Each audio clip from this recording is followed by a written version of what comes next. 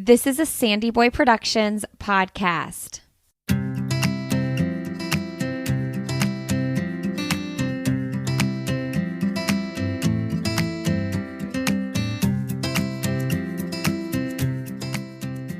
Welcome to the Urban Pharmacy Podcast, where we help women remove the overwhelm of living their most holistic life. This is the place to find evidence-based nutrition tactics, healthy lifestyle and wellness tips, abundance mindset, and easily implementable low-tox living strategies so you can rise up to your full potential and protect your family's health. I'm your host, Stacey Heine, certified holistic nutritionist and better living advocate. Now, let's get empowered with some simple swaps that make a big impact for optimal wellness.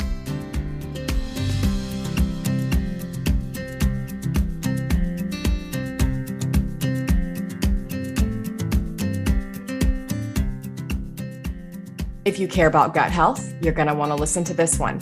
It's episode 71 of the Urban Pharmacy Podcast. And today we have my friend, Dr. Will Bulsiewicz. He's an award-winning gastroenterologist, internationally recognized gut health expert, and the New York Times-bestselling author of Fiber Fueled and the Fiber Fueled Cookbook. He sits on the scientific advisory board of Zoe, has authored more than 20 articles published in peer-reviewed scientific journals, has given more than 40 presentations at national meetings presented to Congress and the USDA, and has taught over 10,000 students how to heal and optimize their gut. He lives in Charleston, South Carolina with his wife and children. You'll find him on Instagram at The Gut Health MD, on Facebook as The Gut Health MD, and at his website, theplantfedgut.com. Today, we cover everything from histamines to hormones to Dr. B's current favorite food, different types of fiber. It is a really awesome, robust episode that's going to help you understand more about how to optimize your gut.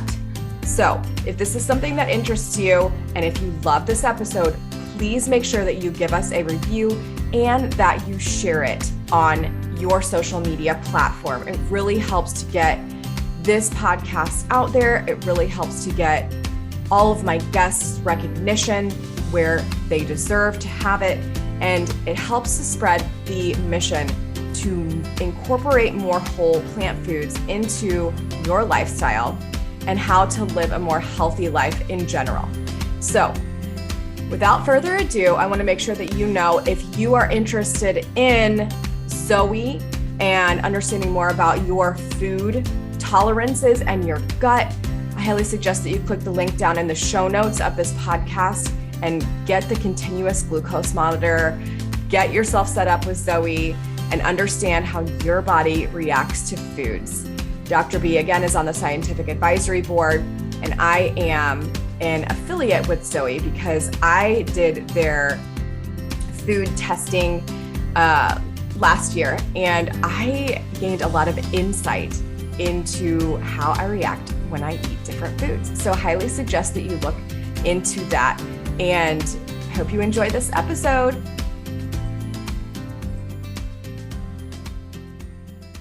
Okay, Dr. B, welcome back to the Urban Pharmacy. I'm excited to be in the Urban Pharmacy. Thank you again for having me, and I'm excited for what we're going to do today. I think this is going to be a unique format relative to other podcasts that I've done.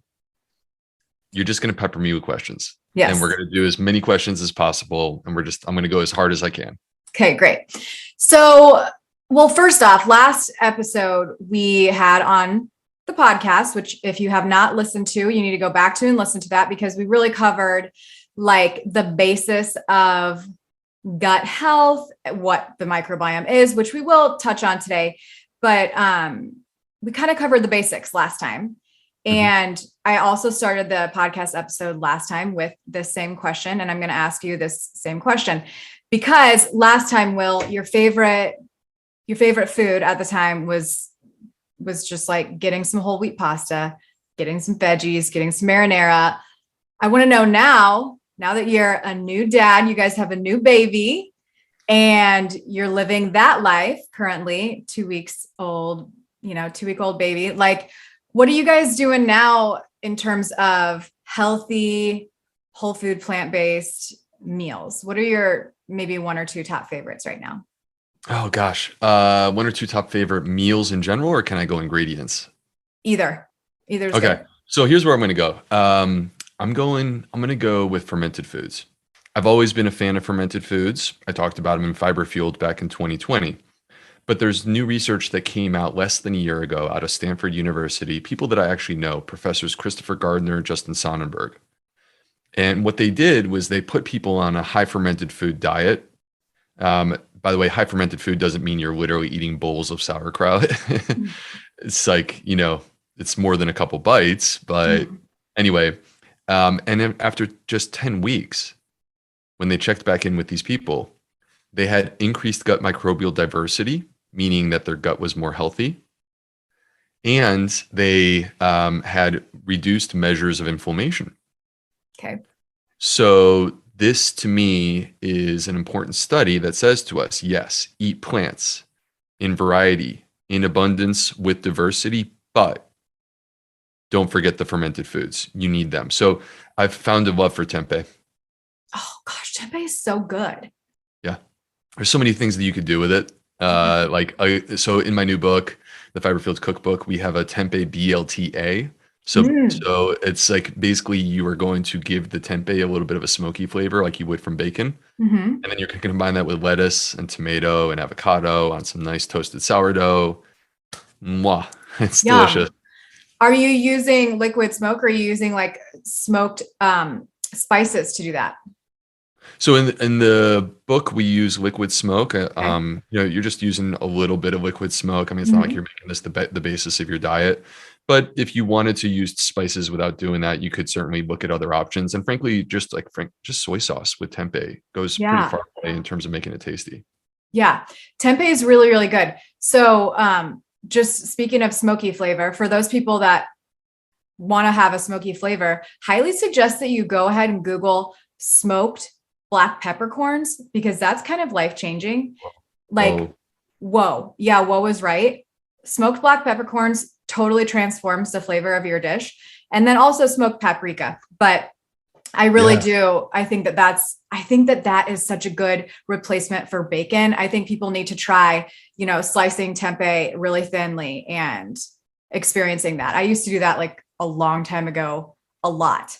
And just because you eat meat, just because you don't eat meat doesn't mean you have to give up delicious sandwiches. I love sandwiches. Totally. And this is an example of a good one. By the way, speaking of life-changing, I have to give you credit because I don't remember where things stood on the last time we recorded. I don't think I was eating these, and I started eating these because of you. Onion sprouts. Yeah. Life-changing. Totally. I'm going to go on the news, Will, next week, showing people how to grow sprouts. So I'm very excited. Sprouts are pretty epic. Which we need to talk about. Okay. So hold on. You said tempeh, you said fermented foods. So tempeh, for those of you that don't know, is fermented soybeans. Okay. And then what else? What's another ingredient or like meal that you're loving right now?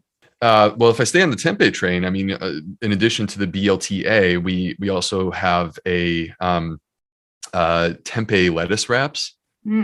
So like I used to back in the day, like going to PF Chang's and getting the lettuce wraps. This is a version that's actually healthy and good for you.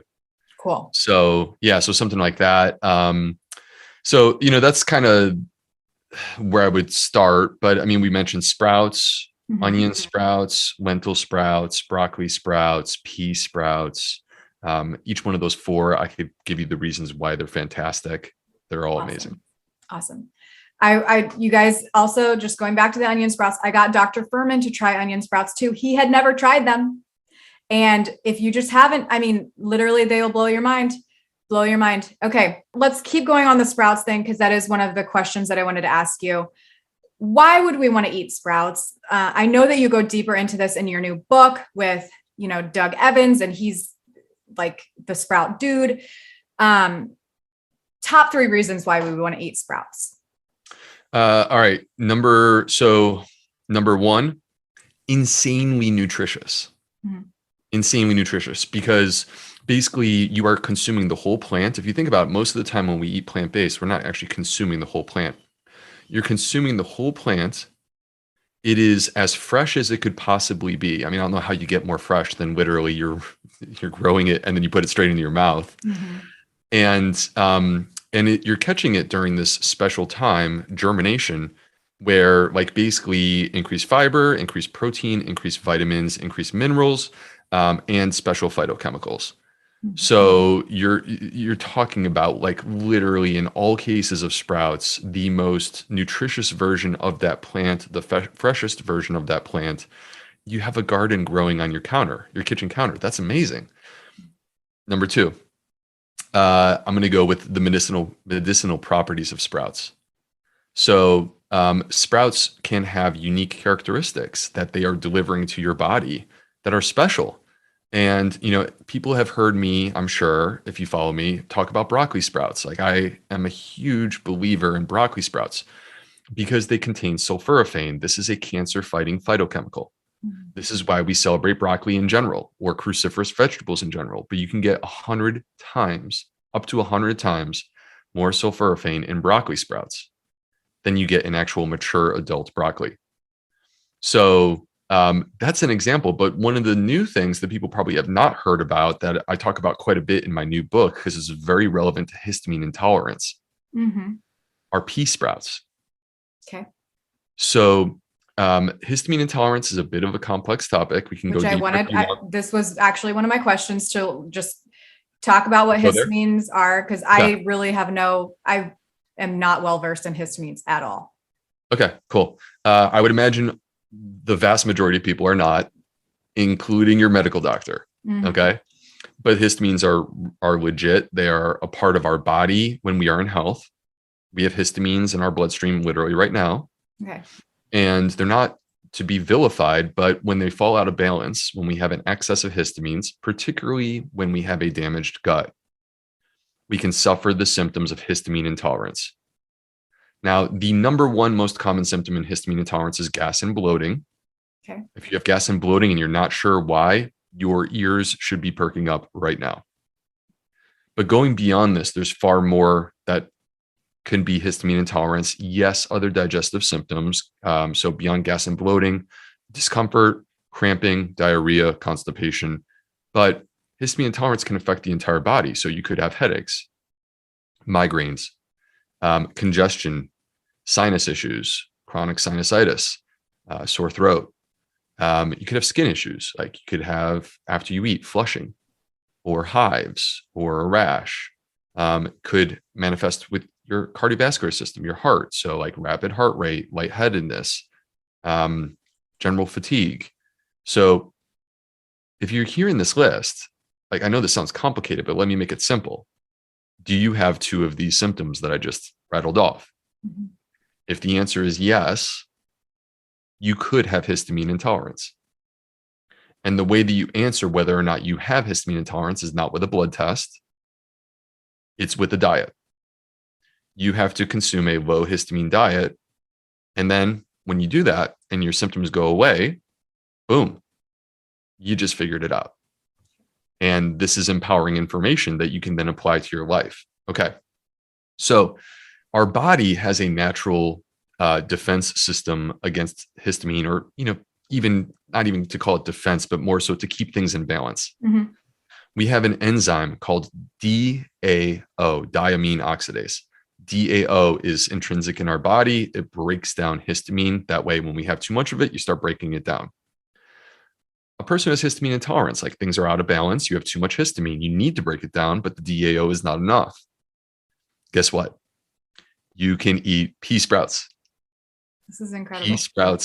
Pea sprouts actually contain this enzyme, diamine oxidase. When you consume this delicious, nutritious food, you are turning up your diamine oxidase in your body. Wow. And you are helping to support the breakdown of histamine, so that if you have histamine intolerance, you are basically using pea sprouts as you call it a medicine or a supplement, call it whatever you want. It's food that's healing, period. So really cool. And then my third thing is, that was a little bit of a mic drop moment, so it's hard to follow up, but hold on. You have your third thing, but how do we get too many histamines? What are some sources of getting too many histamines in our diet? Okay, so first, let's assume that your listeners aren't all completely 100% plant-based. I would hope that there are some people who are not just 100% plant-based, because this is a very inclusive environment we have here. And so the number one source would be fish. Fish or fermented foods. Those are my top two right there. And I talk in the book about this outbreak of histamine poisoning that took place in Sweden recently. So anyway, fish, fermented foods, those are the top ones. From a plant perspective, the ones to know are spinach, tomatoes, eggplant, and avocados. Okay. So the bottom line is that in the book, I provide a table with all of the details of exactly which ingredients can potentially be high histamine. But I also just frankly give you the recipes. Yeah, cool. And, the challenge with histamine, and the reason why your doctor isn't testing you for histamine intolerance, is that the only way your doctor could test you for histamine intolerance would be to hand you enough recipes for you to eat this way for 2 weeks. That's never happened in the history of medicine. Right. So what's cool is that now I have the ability to do that. Okay. All right. Number 3. Yeah. Number 3 for me is accessibility. People talk about how nutritious, fresh, organic food is not accessible. I understand where they're coming from. There is a lot of truth behind that. But you need to be sprouting. And we need everyone to be sprouting, because sprouts are nutritious, fresh, organic, and completely accessible. You can buy non-perishable legumes and seeds, and they're not very expensive. You can buy them in very high quality, where they have been tested for pathogens. They are organic. And you can use them when you're ready to use them. They could sit on your shelf for a year. And you sprout them when you're ready to sprout them. And when you take for example, half of a cup of lentils and you sprout them in 3 days, a half of a cup of lentils turns into 4 cups of lentil sprouts. So you are taking something like, what does a half of a cup of lentils cost? 25 cents, right? And you're blowing it up, 8-folding it into 4 cups of lentil sprouts that are even more nutritious and delicious and higher in fiber. And you can keep going. It's crazy. Okay. Awesome. So sprouts, you got to start sprouting. Okay. You got to get the new book to learn how to sprout. Okay. Very briefly, because we cover this on the first episode, pre, pro, and postbiotics coming from food, why are they beneficial to the gut microbiome? Okay. Is that a hard question? No, it's not. The answer is this. We have been focusing on the wrong things this whole time. It's not about probiotics. And frankly, it's not even purely about prebiotics. It's about what happens when prebiotics, and I'm going to describe these things more in a second. It's about what happens when prebiotics and probiotics come together. That's what matters, because then you are producing the product, the postbiotics, and the postbiotics are what actually are having the healing effects throughout your body. So prebiotics, those are basically gut feeding, gut nourishing foods. Fiber, resistant starches, and polyphenols are the prebiotics. And you will find them all in plants. The exception are mushrooms, which are fungi. Probiotics, you could take them in a capsule. You could eat fermented foods, which I, of course, have already said I support, but they also live inside of you. Probiotics are already there. We just need to feed them. So in terms of this equation, prebiotics plus probiotics produces postbiotics. Where we're really deficient is in the prebiotics. This is the part that we need the most. This is why I wrote Fiber Fueled. And when you start getting more of the prebiotics going, you are building the probiotics, and you are producing the postbiotics, which are butyrate, acetate, and propionate. These are the short chain fatty acids. And that ultimately is what we want. We want that end product. Mm-hmm, mm-hmm. Okay. And the postbiotics are what help to heal leaky gut. Yeah. And how common is, quote, leaky gut? If you could share any information on that. Well, we don't fully know. Let me say this. If a person has gut health issues, then to some degree they have leaky gut. Mm-hmm. This is not a light switch, right? This is not yes or no. These are shades of gray. And to what extent has your gut, to what extent is your gut not where it needs to be relative to what would be optimal? And so people who have digestive health issues, autoimmune issues, allergic issues, metabolic, which basically that means weight, blood pressure, cholesterol, diabetes, people that have many hormonal issues, like in women, endometriosis, polycystic ovary syndrome, but also like infertility. Mm-hmm. And then mood or neurologic issues, migraine headaches. When you go down this list, where you qualify as having one of these, there may be something that's connecting this back to your gut.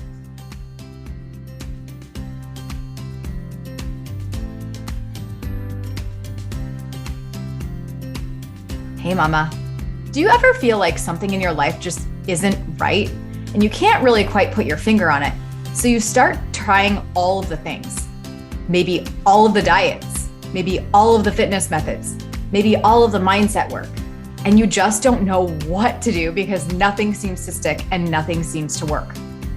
I know that your yoga routine might come and go, right? Or that you've been chasing 3 kids around on a daily basis and just living a reactionary life. Well, guess what?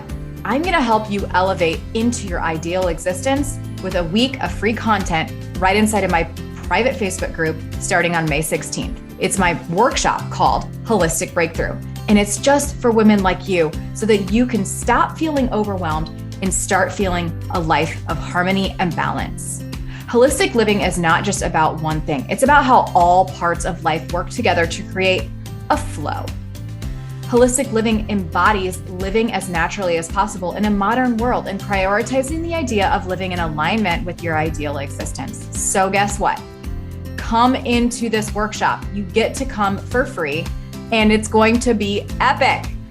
Let me give you a little rundown of what's going to happen, okay? On Monday, you're going to have a wellness wake-up call. On Tuesday, you're going to be learning about your success environment. On Wednesday, you're going to reframe your belief system around holistic living. On Thursday, you're going to learn a little bit about mind-body connection and how it impacts everything that you do. And on Friday, we're going to be going over whole body nourishment and setting your kitchen up for success. I truly, truly hope to see you. I have years of experience in this wellness field, and I know that you're going to feel better after you come to this workshop. So click the link in the bio and come join us for Holistic Breakthrough. See you then, mama. So can you explain to me why mushrooms are good for the gut? Yeah. So first of all, the reason why I have to give that caveat is that, I actually have been guilty in the past of saying that fiber is the only source, or that plants are the only source of fiber. Mm-hmm.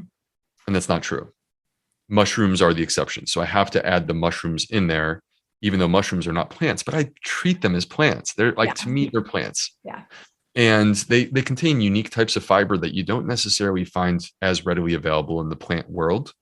So an example are the beta glucans. Mm-hmm. And what's really cool is that like mushrooms have demonstrated benefits for immune health. So our immune system becomes more empowered because we consume mushrooms on a regular basis. By the way, you mentioned Dr. Furman. Mm-hmm. Dr. Furman's a big believer in this topic. And that's because of the beta glucans, which are fiber that are specific to mushrooms. Yeah. Okay. All right. We have a grab bag of questions. So for those of you listening, I pooled a lot of questions. So if I bounce around, just forgive me. That's why. Bounce. Yeah. All right. If you had to give us the top 5 or 10 foods for gut health, where would you start? Oh, it's so easy. This is F goals. I wrote about this in Fiber Fueled, and I talk about it more in my new book. F goals. This is my acronym for like my foundational gut health foods. So here we go. Fruit, and fermented foods, greens and whole grains, omega-3 super seeds. That's chia, flax, hemp. Put all three of them into your smoothie, please. A, aromatics. That's onions, garlic, shallots, leeks. Mm-hmm. L, legumes. S, okay, I got 3 for S. Mm-hmm. So one is shrooms. We were just talking about them. One is sulforaphane. We were just talking about sulforaphane that you get from sprouts, broccoli sprouts specifically. And then the third is seaweed or sea vegetables. Mm-hmm. So FGOALS is my acronym, but it ends up being 10 different types of plants. Perfect. Okay. Amazing. Yeah. And if you don't have Fiber Fueled yet, you need to get that book because it goes in depth about FGOALS and you can understand, where to get or what types of food fall underneath each one of those categories in specific. So love that. And speaking of mushrooms, side note, have you ever had morels? I think I have. I don't recall specifically. Talk to me though. Okay. They look like brains, like on the cap looks like a brain. Nice. They're like in season. I feel like you guys you're in South Carolina, right? Yeah. You guys probably have them. So if you can make it to the farmer's market this Saturday, even though you have a new infant, maybe you guys should hit up that and see if you can find morels because they taste like steak. It's kind of bizarre and weird. Ah, very cool. So they're one of my new recipes is a steak plate that was inspired by a restaurant in Asheville, North Carolina. If you ever go to Asheville, go to this restaurant. It's called Plant. Okay. Easy to remember. And so they have what's called the steak plate. And basically it is mushroom based and it's with a portobello. Mm-hmm. And then you just kind of cut it almost like you would like a strip steak or something. Yeah. And then served with mashed potatoes and like some garlicky greens. And it's delicious. Yum. Okay. Makes you happy. So morels are around like 2 weeks out of the year and they only come after hard rain. And once it like turns to like 70 degrees. So you guys are probably like right at prime morel. Gotta time. go check. Like they are mind blowing. Okay. Let's talk about hold on. Let's talk about kids for a minute and not just kids, but people in general and constipation. We covered this last episode, but I feel like this is something that people struggle with so much. So the question is, what is best for kids who have constipation and especially kids that are struggling with this on a daily basis? Yeah. So first of all, two things before I jump into this. First is that I'm not a pediatric gastroenterologist. So I just intend to be upfront about that. I am a dad. Yeah. And I'm an adult gastroenterologist, but I'm not a pediatric gastroenterologist. So it may be worth exploring that with someone who's within that specific field. The second thing is obviously I'm not giving medical advice. I don't want people like just doing what they hear on a podcast. I want them talking to their doctor. Yeah. But for educational purposes, I'll just talk about what I do in my house. So we actually, I'm in adults and in the treatment of adults who have constipation, I've found magnesium to be incredibly helpful. So, and that includes specifically magnesium oxide, magnesium citrate, magnesium sulfate.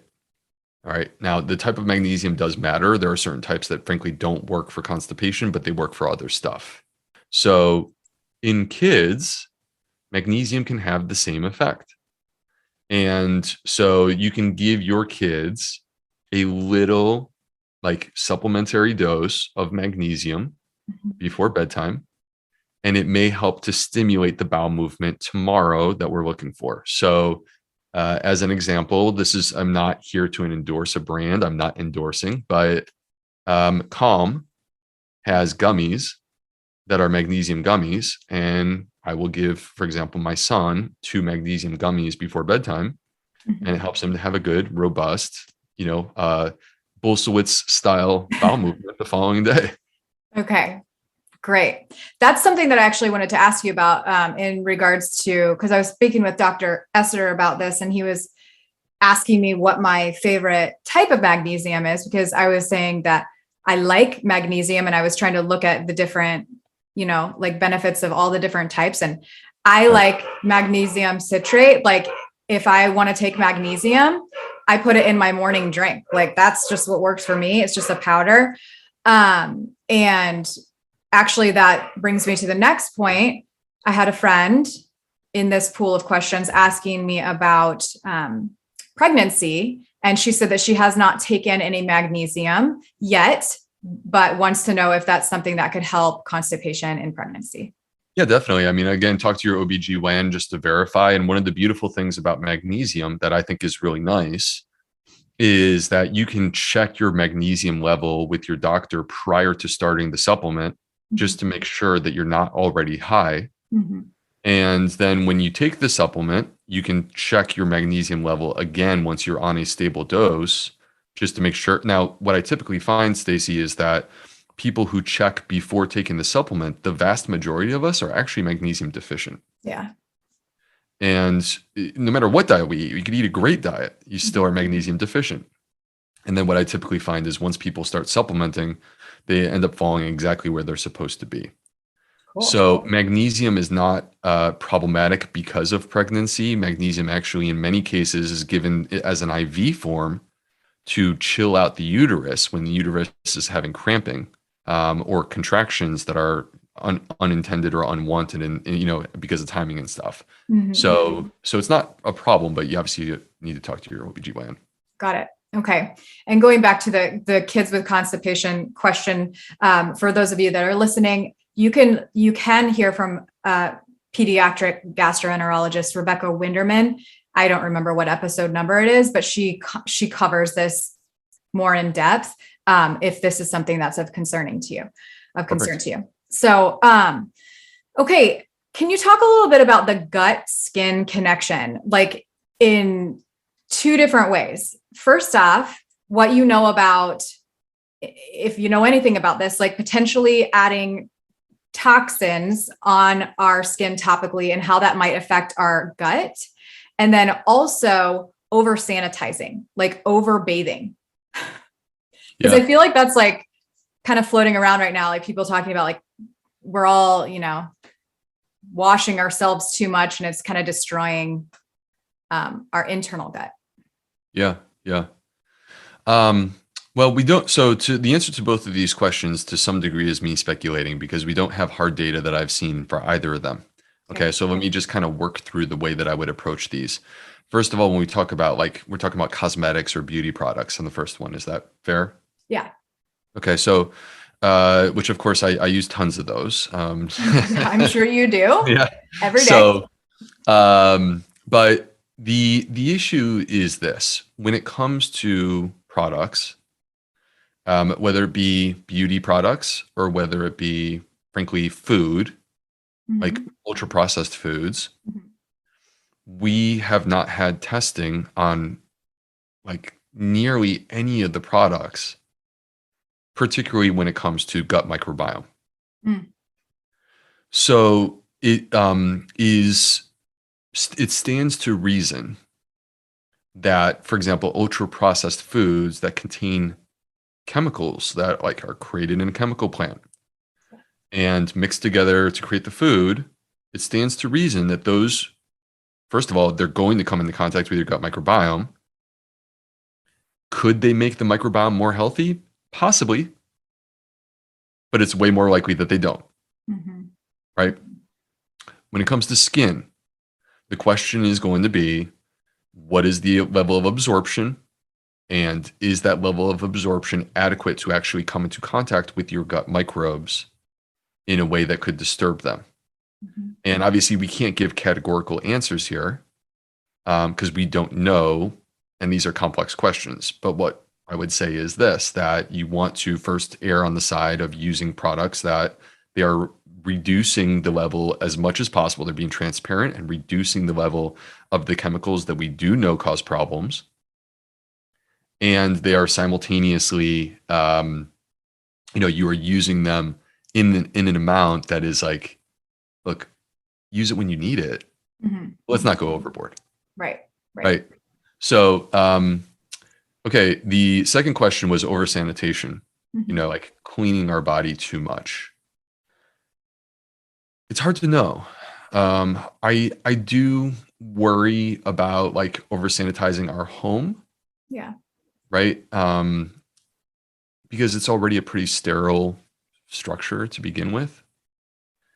And, in terms of what we do in the shower, again, like I can't compare one product. This is a very broad question. So it's hard for me to compare one product to the other, but we're going to shower, we're going to use cleaning products. I see this as an opportunity I'm not telling you to not shower. I'm saying where possible, let's opt for things that are, have an emphasis or a focus.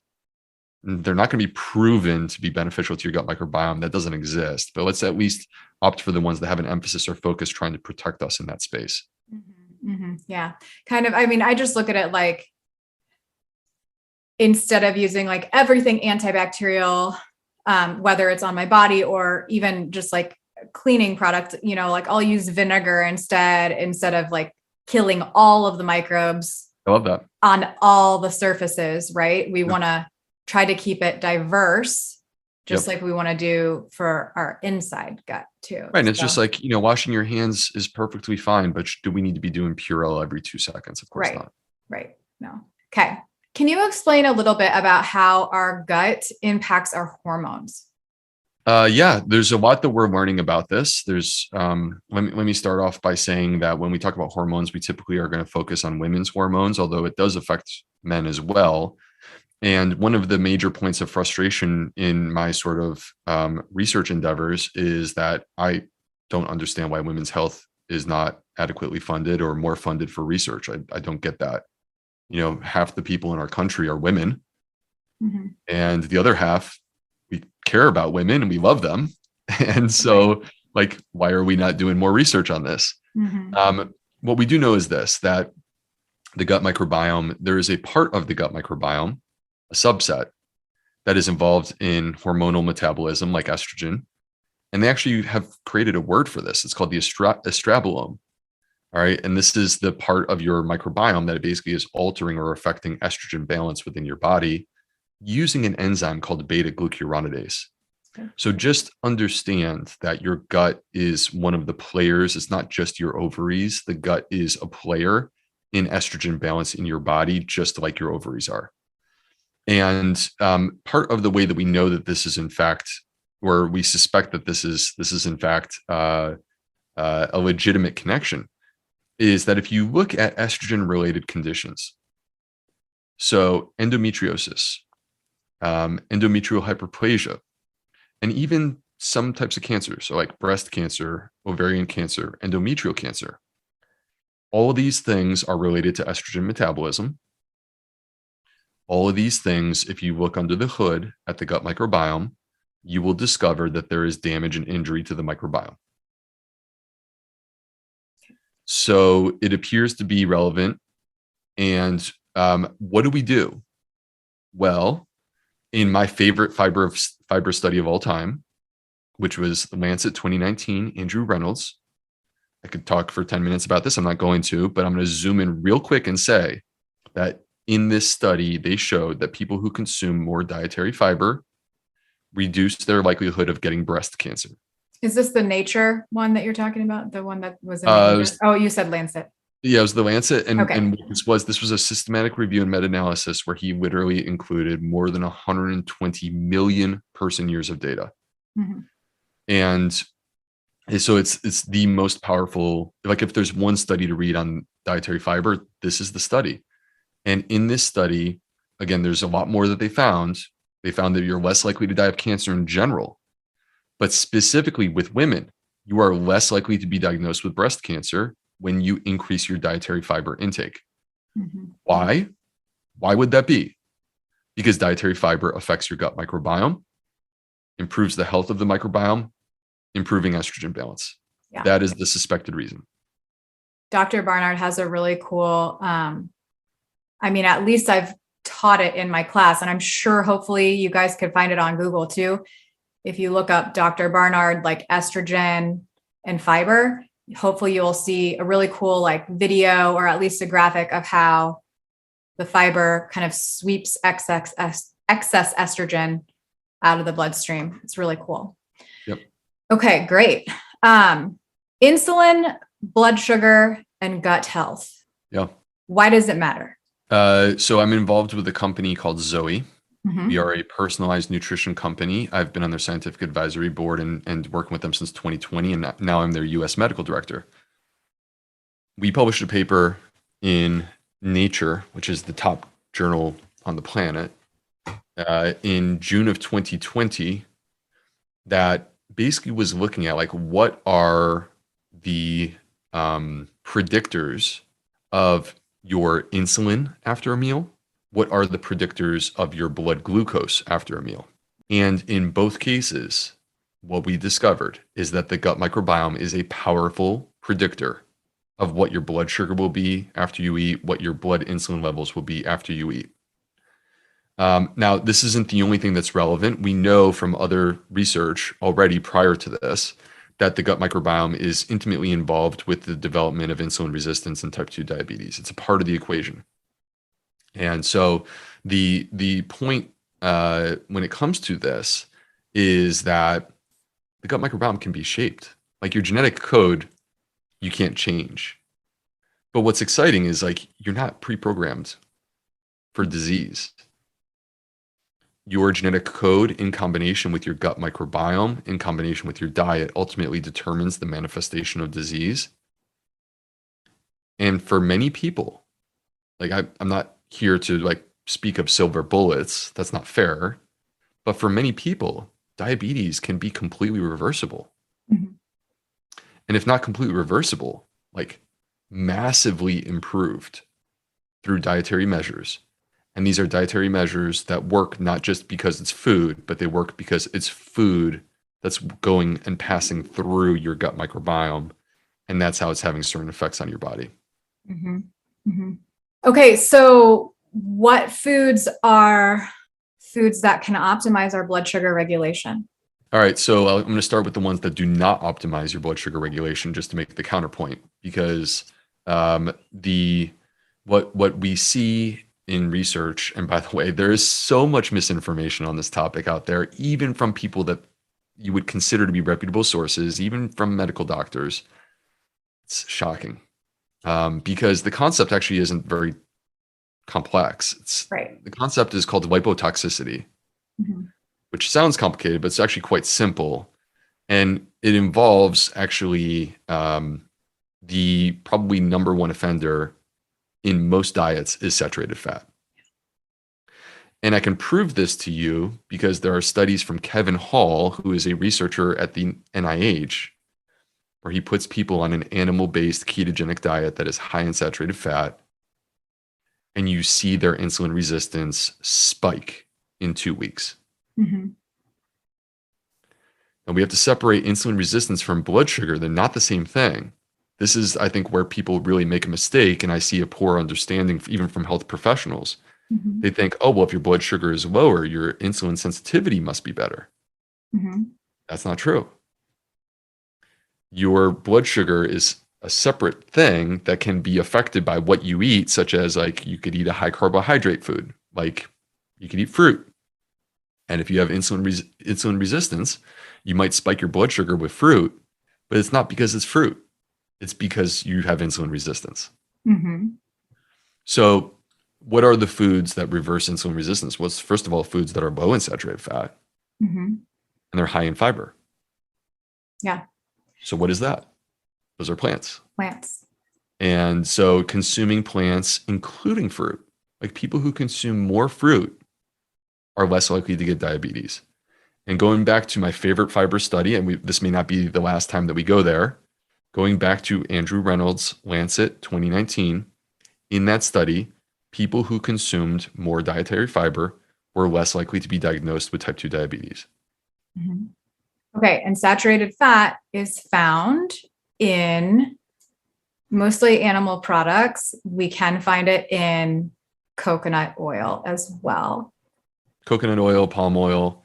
You'll find it in a lot of ultra processed foods, like plant-based meat substitutes. You're going to find a lot of saturated fat because they're trying to recreate the flavor of the meat, which I understand what they're trying to do. They want to taste like meat. Right. So you got plant-based saturated fat. Look, you have one Beyond Meat burger, you're not destroying your health. Let's not be silly. But you make it a habit of putting coconut oil into your coffee on a daily basis. This is not a good idea. Yeah. Okay, so let's stay on saturated fat for a minute there. I have just been seeing so many like doctors on social media talking about saturated fat and how it's beneficial somehow. And also, can you help bust the myth about animal protein being more complete than plant protein? I can't believe we're still talking about this protein issue. But so both things, saturated fat, like, is it good for us? Is there a benefit that you know of? And then also, are plants as complete in protein as animal products? Well, so with saturated fat, we know that saturated fat drives up LDL cholesterol. Mm-hmm. Every single person, I'm just like, even the people who believe that saturated fat is good for them, they will typically at least be transparent and tell you that when they eat a carnivore diet, their LDL cholesterol is absurd. Yeah. And with that, LDL cholesterol is a widely accepted independent risk factor for cardiovascular disease, meaning a heart attack. Our number one killer. Our number one killer, could be fatal. If not fatal, could be lifelong debilitation that you can't turn back from. Once it happens, you just have to deal with whatever's left over, and hopefully you're still around. Not to be fear mongering. This is just like being upfront about this, because look, this is our number one killer. We have to be serious. Mm-hmm. So, and Stacy, just to kind of frame this, I think it's important for people to hear this. We have multiple randomized controlled trials with multiple different drugs that reduce LDL cholesterol through different mechanisms. They work different ways. They come to the same endpoint. Let's lower LDL cholesterol. And guess what? These multiple different drugs working through multiple different mechanisms all achieve a similar endpoint. You are less likely to have a heart attack. You are less likely to die of heart disease.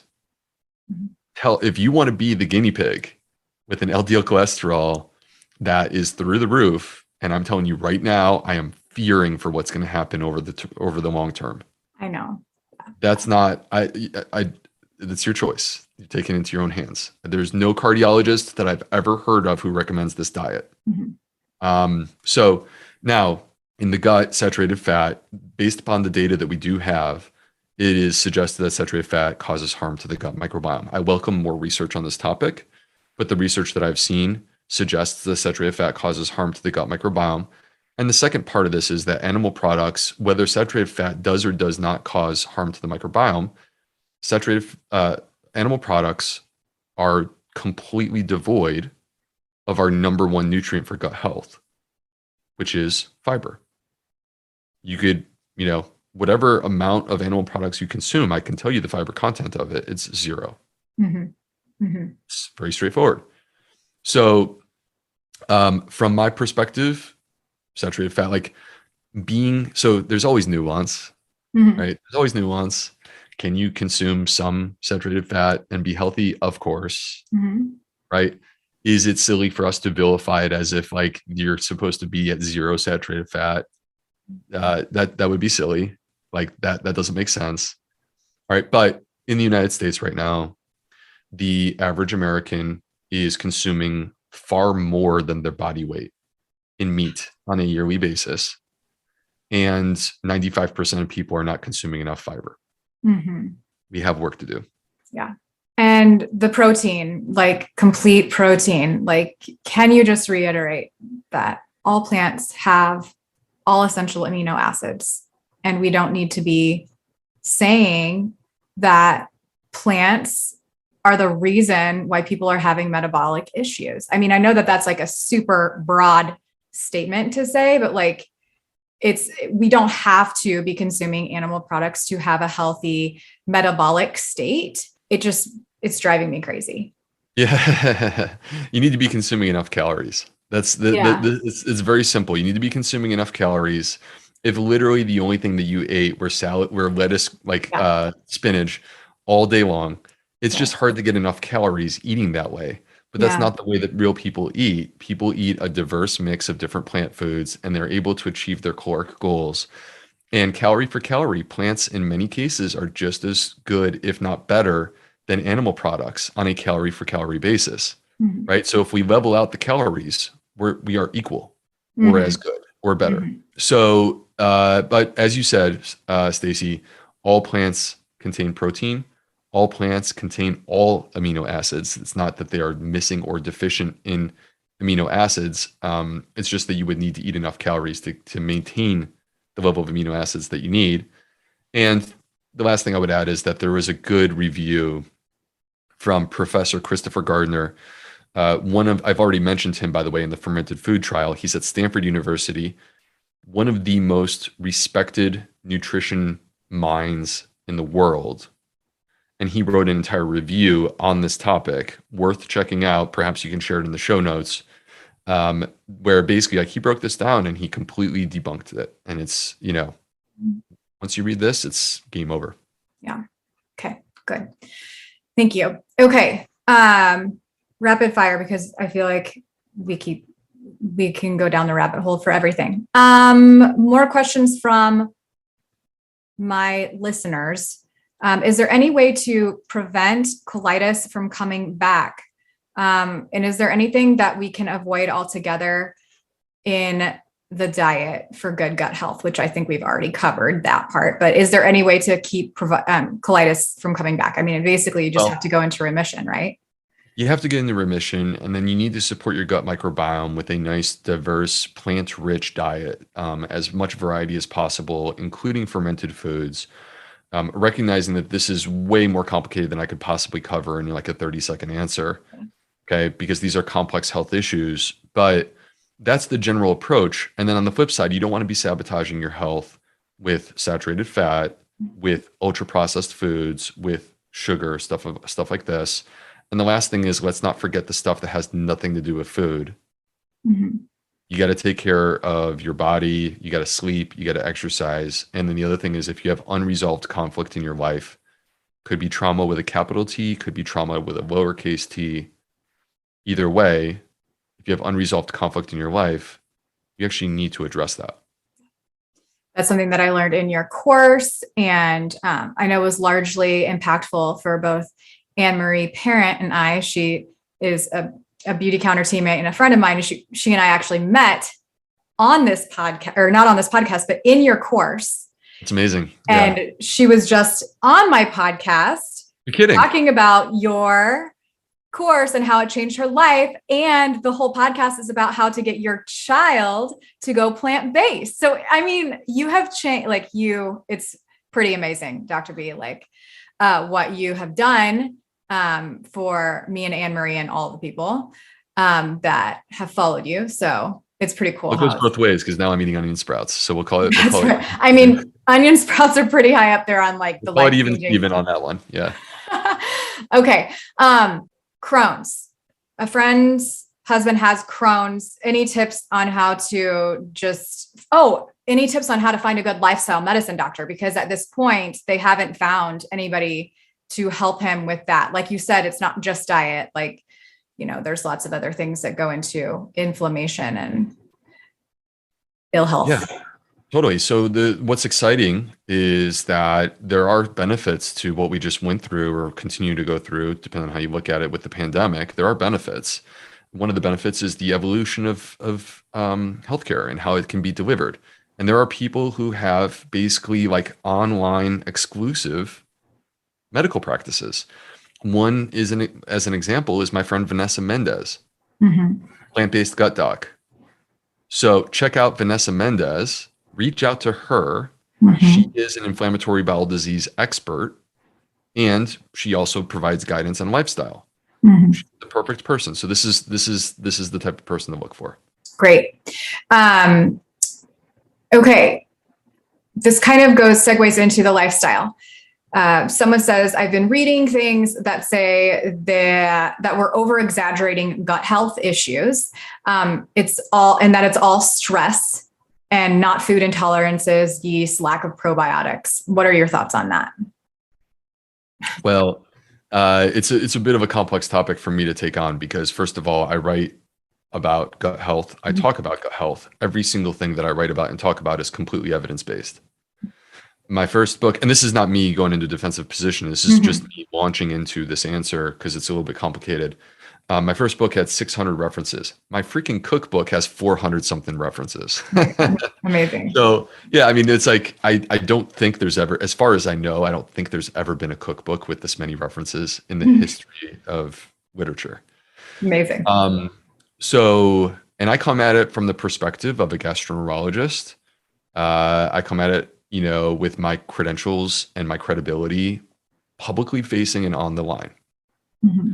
And so now flip side, like I am always the first to say, don't believe everything you read on the internet.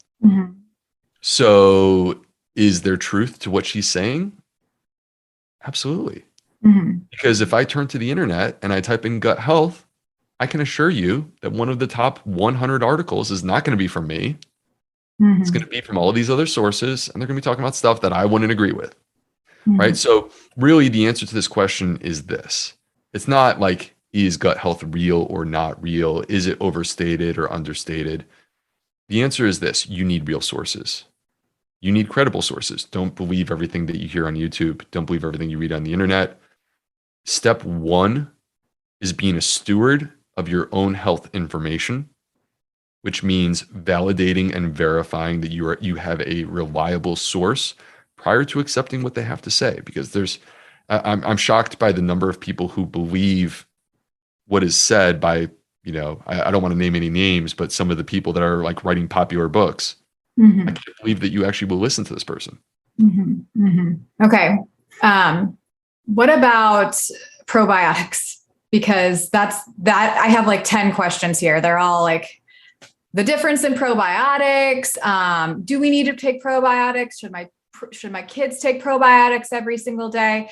Do you want to drop any name brands that you love of probiotics? What do we need to look for? And then also digestive enzymes. People are asking a lot about that as well.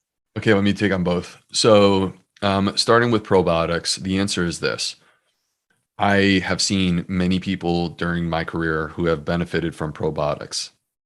Identifying what probiotic is beneficial to you is not a very easy exercise. And the other thing that I would say is that the majority of people who have purchased a probiotic have not achieved what they were hoping to achieve with it. Like definitely less than a 50% chance of it giving you what you're looking for. All right. This is why this is not the first thing that I talk about. I talk about diet. I talk about lifestyle. You should start there. Probiotics should come after those things. When it comes to probiotics, here's the challenge. I think, Stacey, have probably heard me say this, but I'll say it for the new listeners. You have a completely unique gut microbiome. There is no one on the planet with a gut microbiome exactly like you. If you take two identical twins, they only share about 35% of the same microbes. Identical twins, same parents, same everything. So when you take a probiotic, you are introducing new microbes into a community that's already established. Will those microbes be accepted? Will they provide benefit? You don't know until you try. It's a trial and error thing. You try, and if it helps and you're comfortable with the price, then in theory, I would support that. You try, you notice no difference. Why are you spending the money? That's the way that I feel about probiotics. So would it be safe to say that if the probiotics do work, you could assume that it's potentially a population issue that you were having, not enough like good bugs, if you will. And then if they don't work, it's potentially like a structural issue. Like it's really hard to make it go all the way there. At the end of the day, your microbiome is not a bunch of single microbes working in isolation. This is a complex community of hundreds of different species of microbes that work in teams. Mhm. And one pops in and does this, then another one pops in and does that. And it's very complicated. Okay. So at the end of the day, what we look at is what is the health outcome? And you should have something specific that you're trying to address. And if it's like bloating, for example, does the bloating improve? Mhm. That's what matters. Period. Now, with digestive enzymes, we have to first separate prescription-based digestive enzymes, which are completely proven, but they're used for people that have complex pancreatic issues. They have a problem with their pancreas. All right, like cystic fibrosis would be one, or people that have chronic pancreatitis. They're very expensive. And again, you only get them with a prescription. So that's not what the question is about. The question is about over the counter, Mhm. which is very different. These are plant-based enzymes, meaning that they are not mammal-based. They are not human-based. They're plants. I love plants. I almost never say anything negative about plants, but I feel almost like I'm saying something negative right now because it's not the same. It's not the same. Similar to probiotics, if you take a digestive enzyme and you feel the benefit and you think that it's good for you and you're comfortable with the price, fine. Mhm. Right? Like I am completely on board with that. Flip side, just to be upfront, there's no evidence that they work. So that doesn't mean that there's evidence to say that they don't work. That's not there either. There's just no evidence that they work. Every company's got a different type. If you take it and you don't notice a difference, stop spending money, please. Okay. Yeah. Got it. Is there any way to support the gut as we age? I mean, is there anything that we need to be doing, like they say, maybe after you're like 60 or something, like you might need a little bit more protein. Is there anything in particular for the gut that we could be doing? Well, we do know that the gut microbiome has an evolution during our lifetime. We do know that there's evidence as people age that it's less robust and diverse than it was at a younger age. We also know that people consume less fiber as they age. There's a lot of reasons for this. Are they in some sort of nursing facility or retirement home where they're being fed meals that they don't have control over what they're eating? Mhm. Do they have something from a dental perspective that's restricting their ability to chew? Right? But I think that the point is that the concepts don't change. There's not a special new rule for people as they age. It's the same rules, the rules that I've been teaching through my books, the rules that I teach online. You just have to be more vigilant to make sure that you're not falling off in terms of your fiber consumption, because that appears to be what happens as we age. Got it. Okay. I feel like I covered all of everybody else's questions pretty much. You're kidding. Can you just finish up, Will, with some of your favorite herbs? I know that is something. I mean, you spoke about fennel. Can you tell people about fennel from Fiberfield? Fennel. I love fennel. It's an aromatic. I think it's delicious, nice and nice flavor. If we make a tea from fennel, can't that help like with bloating? Oh, yeah. Thank you. Yeah.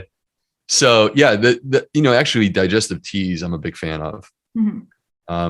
I see them as low-hanging fruit Mhm. because they're pretty easy. Like anyone can make them. And I actually really enjoy them, Mhm. and they can be very soothing. And fennel tea is an example of this. Thank you for reorienting me, Stacey, because really in this case, it's referring to the fennel seeds. Mhm. So it's interesting if you go to an Indian restaurant and it's like an authentic Indian restaurant, what you will typically see at the front desk is a bowl of fennel seeds. Mhm. And it's a tradition in India to take a pinch and chew on them. Mhm. And those oils that are released by chewing on them actually are help us with our digestive process and help to soothe and relax the gut. Now, you can accomplish the same thing by creating a fennel tea, which you can purchase fennel tea bags and do that. So that's one example of a digestive tea, but like peppermint tea, ginger tea, chamomile. There's a number of different ones, and they can be applied in different circumstances. And that's actually one of the things that I teach in the Fiber Fields Cookbook is, how to sort of almost weaponize tea in your favor to be a part of the process of, sort of supporting your digestion during meals. Awesome. How do you feel about mucilaginous herbs like marshmallow and licorice root, and even putting aloe into smoothies for motility? I'm a little apprehensive about aloe, to be completely honest with you. Okay. So I know that people love it. The problem is that if you really dig into it, aloe is a stimulant laxative. Oh, okay. A mild one, but that's conceptually very similar to things like senna, or cascara. And the problem is that it'll make you poop. So you go, oh, this is great, it's making me poop. But then the problem is you actually become dependent. Got it. So, not a fan of like routine use. Occasional, no big deal. Yeah. When it comes to the other ones, like the licorice root and marshmallow, to be honest with you, again, it comes back to like there's not strong. I've looked at the evidence. I haven't seen strong evidence. I realize that many people feel that these are beneficial. If you feel that it's beneficial, I typically support it. Mm-hmm. Got it. Okay. All right. We're at the end of the episode. So I would love to just for you to say a few things aside from food, because that's what we focus on mostly, that can support our gut microbiome. I have written down stress, breath work, movement. I mean, reducing your stress, obviously. We don't want more stress. Reducing your stress, breath work, movement, even having animals like pets. Totally. Right? And what else? Anything else lifestyle? Well, of course, there's sleep. One of the really important things from a sleep perspective is actually what you do during the daytime, not like how many hours you assign to sleeping, because the quality of your sleep is very important. Yeah. And our circadian rhythm is part of what I'm referring to here. In the morning, we want light exposure. So like staying in a dark room in the morning is not actually a very good idea. Mm-hmm. In a perfect world, I would love to be a natural source of light, and you take off your sunglasses or even your regular glasses that have blue light blocking, Mm-hmm. take them off, and you go outside for 15 to 30 minutes and you get some light exposure. You want that early in the morning. This is going to anchor your circadian rhythm for the rest of the day. You're basically setting yourself up. You're telling your body, hey, this is when the day starts. Mm-hmm. And then the flip side, this is actually where I think one of the major problems exists currently is evening. When it gets dark, what's supposed to happen is that our melatonin levels start to rise, preparing us for sleep. And melatonin contributes to good, deep, restful sleep. And melatonin supplements, I'm shocked by how many of them exist at our local drugstores. Mm-hmm. They're obviously very popular. Yeah. Why do we need them? Why can't we just allow melatonin to naturally exist in our body? Mm-hmm. And the way that we do that is by eliminating the bright light exposure in the evening. So now, yes, this means reducing exposure to your phone, your tablet, your laptop, your television. But one of the things that you can do is I don't have them right here in my room, otherwise I'd show you, but I have these super nerdy, they look like the glasses that people wear at a shooting range. Yeah. Okay. They're very orange. Mm-hmm. And super nerdy, but I will pop them on after 7 p.m. Mm-hmm. And I am not like, look, try it for yourself. Could be placebo, but probably not. Hey, placebo or not, you go to bed and you go, dang, man, that was a good night's rest. I had some really vivid dreams. I wake up fresh, right? Yeah. So if you have that, whether it's placebo or not, I don't care. Love it. Because it's good. Yeah. Cool. My friend has them and we joke about how nerdy they do look, but like I'm about to get my own. I have like 4 pairs of, the ones that have blue lenses, but the orange ones are really where they're at. Like I have these for people who are watching, and I'll just describe for the listeners. I have these Ray-Ban glasses that I will wear. You've seen pictures of me wearing these glasses. And they do have blue light blocking, but you have to understand blue light blocking on these is nowhere near. It's a good start. It's good for day-to-day use, but it is nowhere near what you get with the nerdy ones. Yeah. The orange. And it's because the orange, fun fact, it's because the orange is opposite the color wheel as blue, and they cancel each other out. And that is why having a sunscreen that blocks against blue light is also something you could be looking into. And I know of one that uses the orange the California poppy flower petals, which are, orange, and they block against blue light for your skin so that you don't age as fast. It's pretty cool. So you need that product. I need that product. Add it to my list of products that I'm using on a daily basis. Yes. And safe ones, safe and clean. Okay. Dr. B, thank you so much for your time. I know that everybody's going to love this episode. You're incredible. Any final thoughts? And when does your book come out? Mine's on the way. I can't wait to get it. Like it's May of 2022, right? Right. It's coming out May 17th. So depending on when this podcast episode is released, I am, so as I sit here today, the book has not been released and I'm having fiber fueled vibes. And basically what that means is that when Fiber Fueled was about to come out, I was just like, look, I got this secret that I feel like I'm about to share with the world. And I think it's going to like blow their minds. I think people are going to go crazy. And it's really cool because that's what happened. And I'm getting that feeling right now because this book, I feel like, I don't want to be hyperbolic about it, but I feel like this is a game changer. Mm-hmm. Because it's not just a cookbook. Yes, it does have 125 recipes. And frankly, if you just want delicious food, boom, I'm here for you. Yeah. Right. But what this book has that's unique is it's really basically a toolkit for gut health. No matter who you are, you can apply the principles that are taught in this book to improve your gut health. And there are principles. Like I literally don't have a single recipe until the back end of chapter 4. Wow. It's an entire book with 400 references that also happens to be a full color cookbook.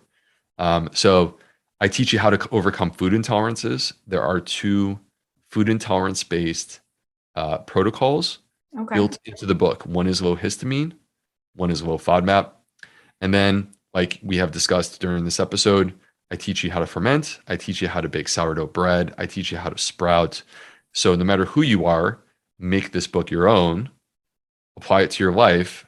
My wish is that it brings you great joy. It allows you to enjoy delicious food, but it also makes you more healthy in the process by supporting your gut microbiome. Amazing. Always over delivering. This is going to be incredible. I can't wait for you. And I can't wait to see all the recipes and to dive into it. Thank you again, Dr. B, for what you do and for being back on the podcast. I appreciate it. My pleasure. Thank you, Stacy, for having me. All right. Take care. Be well. Bye, everyone. I'm over here cheering you on because you just finished another episode of The Urban Pharmacy. For today's show notes, head on over to theurbanpharmacy.com and be sure to join us inside our private Facebook group called The Urban Pharmacy, where we share inspiration, live trainings, and holistic living tips to help you build community and the healthy lifestyle that you've always wanted. If you enjoyed today's episode, make sure you hit that subscribe button and please consider leaving us a 5-star review. Before we connect again on the next show, follow me on Instagram at The Urban Pharmacy. That's urban with an H and pharmacy with an F. And I can't wait to hear your wellness journey as we get to know each other better. You know, there's truly no better time than now to level up your life, and I am so proud of you for showing up today. Until next time, be well, Health Crusader.